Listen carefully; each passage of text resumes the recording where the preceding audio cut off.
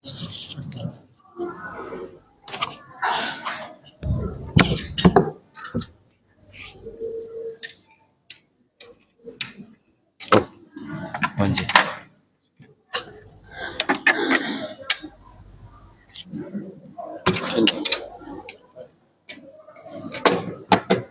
Balik.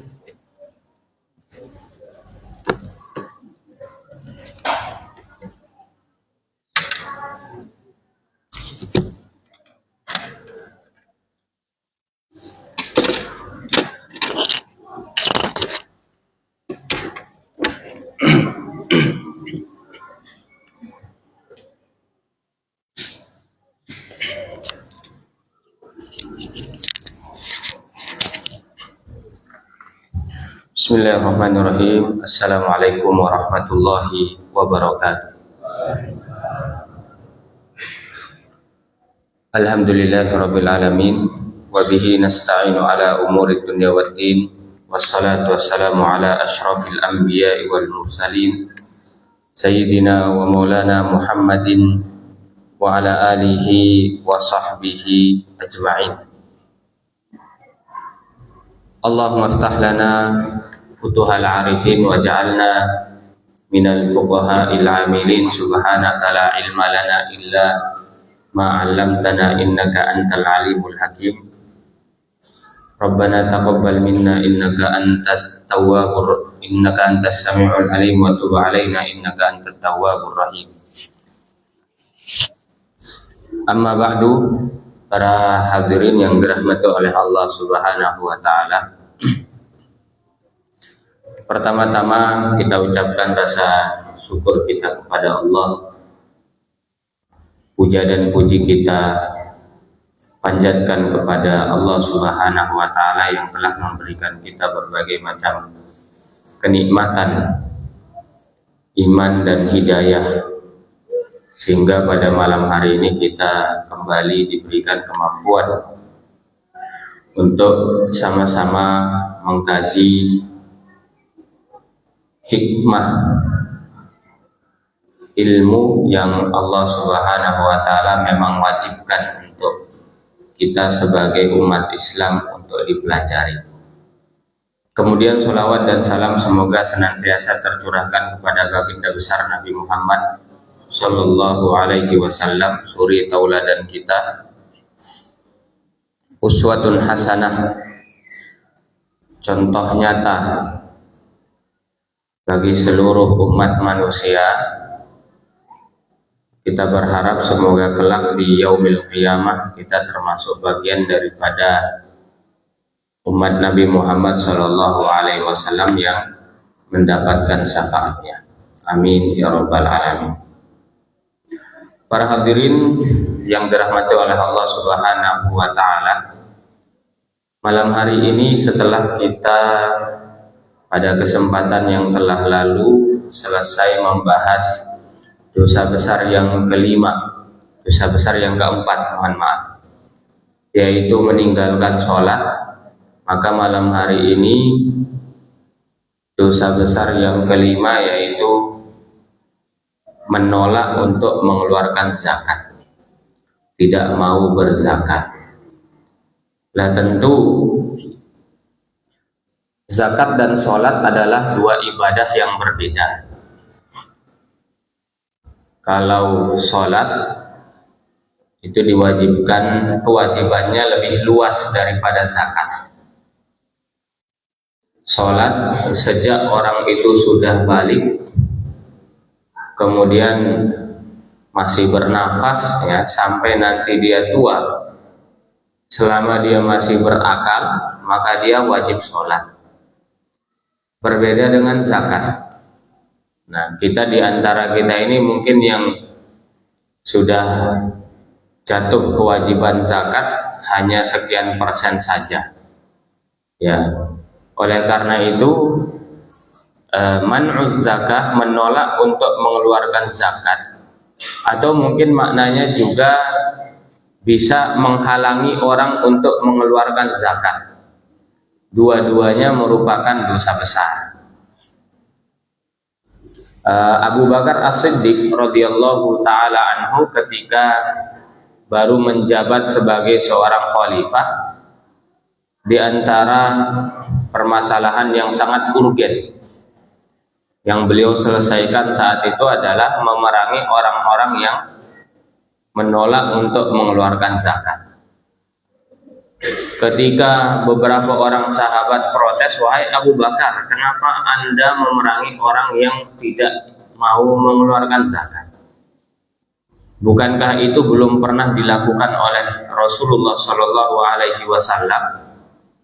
Kemudian Abu Bakar menjawab, "Demi Allah, aku akan memerangi siapapun yang memisahkan antara zakat dan sholat." Artinya, sebagaimana sholat itu wajib, zakat pun wajib. Maka tidak ada alasan, karena sebagian orang-orang yang menganggap atau yang tidak mau mengeluarkan zakat saat itu, Bapak Ibu, adalah orang-orang yang menganggap bahwasanya kewajiban zakat itu hanya dikeluarkan ketika Nabi Muhammad masih hidup. Ketika Rasulullah Shallallahu Alaihi Wasallam sudah meninggal, maka anggapan mereka zakat itu sudah tidak wajib lagi, karena mau disalurkan ke siapa dan melalui siapa, menurut mereka nggak jelas. Nah, sehingga inilah yang menjadi motivasi Abu Bakar As-Siddiq, ya, karena mereka memisah-misahkan antara syariat, ya, bahwasanya zakat itu menurut mereka tidak wajib dikeluarkan kecuali untuk Nabi Muhammad SAW, maka diselesaikanlah oleh Abu Bakar As-Siddiq dengan cara diperangi. Ya, wallahi law mana'uni iqalan, kata Abu Bakar, demi Allah, seandainya mereka menolak mengeluarkan zakat yang hanya berupa tali kekangan unta, maka pasti akan aku perangi mereka.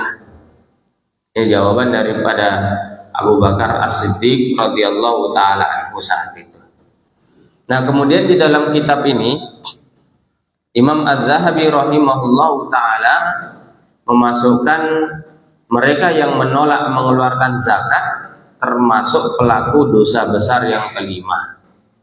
Nah, beliau berdalil di sini ada beberapa dalil baik dari ayat Al-Quran dan juga hadis Nabi Muhammad SAW. Beliau sebutkan, beliau nukilkan tentang ketidakbolehan atau menolak untuk mengeluarkan zakat. Dimulai dari ayat yang ada di dalam surat Fussilat, ya, ayat ke-6 sampai ayat ke-7. Beliau sebutkan di sini, qala Allah Ta'ala, Allah Subhanahu wa taala berfirman, wa wailul lil musyrikin, maka neraka waillah bagi orang-orang yang musyrik. Nah, sekarang pertanyaannya, orang yang musyrik itu siapa? Siapa mereka sehingga mereka berhak untuk masuk neraka wail? Kemudian lanjutan ayatnya yang ke-7, ayat yang ke-7, alladzina la yu'tunaz zakah. Orang yang masuk neraka wail disebut dengan musyrik, mereka adalah yang enggan untuk mengeluarkan zakat. Wa hum bil akhirati hum kafirun. Dengan akhirat mereka ingkar. Mereka mengkufuri keberadaan akhirat. Nah, ini dalam ayat ini, ya, Imam Az-Zahabi berdalil bahwasanya orang yang meninggalkan zakat itu termasuk pelaku dosa besar adalah karena Al-Quran menyebut mereka kafir, mereka musyrik, dan menyamakan antara kedudukan mereka dengan orang-orang yang tidak beriman kepada akhirat. Nah, ini berarti konsekuensi tidak mau berzakat itu bahaya. Ya.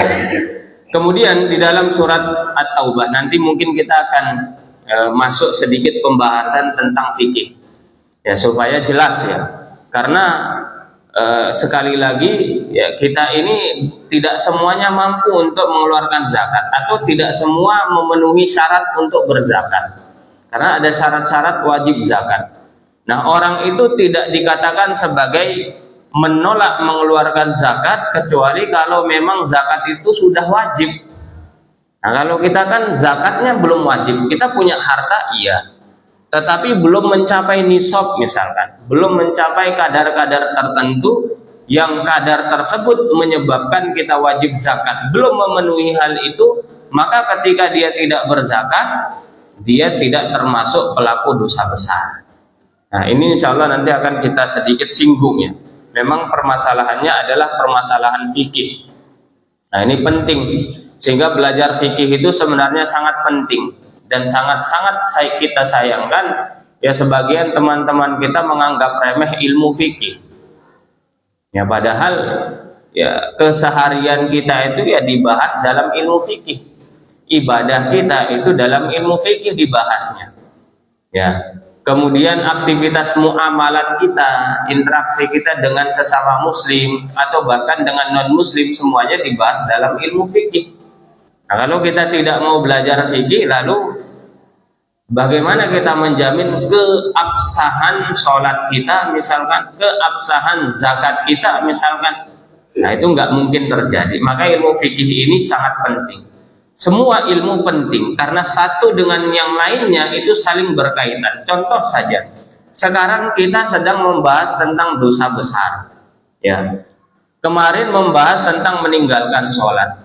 Nah, kita kan tidak ngerti yang namanya meninggalkan sholat ini seperti apa. Sampai kita ngerti sholat itu apa, barulah kita ketahui, oh, orang yang tidak sholat dan meninggalkan sholat, yang pelakunya berhak untuk dihukum mati itu yang seperti ini. Setelah belajar ilmu fikih. Nah, sekarang zakat. Dari mana kita tahu orang itu masuk dalam kategori pelaku dosa besar meninggalkan zakat? Kalau seandainya kita tidak tahu zakat itu apa, maka penting untuk membahas dan menyinggung sedikit tema-tema fikih yang berkaitan dengan zakat. Satu ayat, ya, dua ayat ya, 34 sampai 35 surat At-Taubah. Juga di sini disebutkan, walladzina yaknizuna dzahaba wal fiddata. Orang-orang yang menyimpan emas-emas dan perak-perak mereka, wala yunfiqunaha fi sabilillah, tidak mengeluarkan